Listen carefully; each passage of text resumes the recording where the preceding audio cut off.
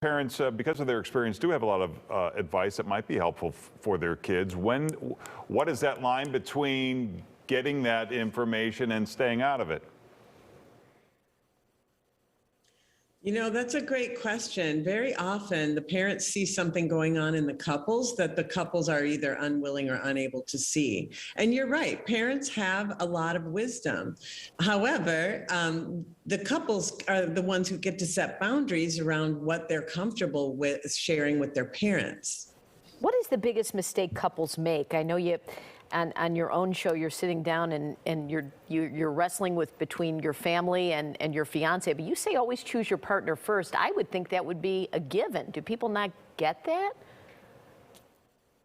Oh, no, definitely not. A lot of times people choose their mom first, their best friend, their work, their sport, their hobby. You know, people have all sorts of things that they put in first position other than their partner.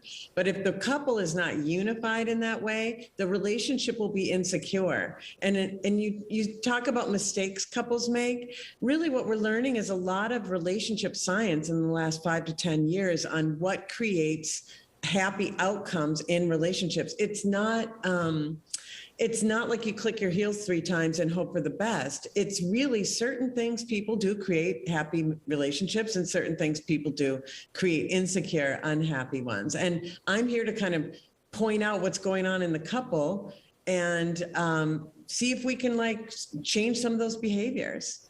And I wonder, you gave the blog post about why you're not married, and I wonder if that applies to when you're just dating, that you're not putting the other person first, which I think is hard for people to do, especially when you're young.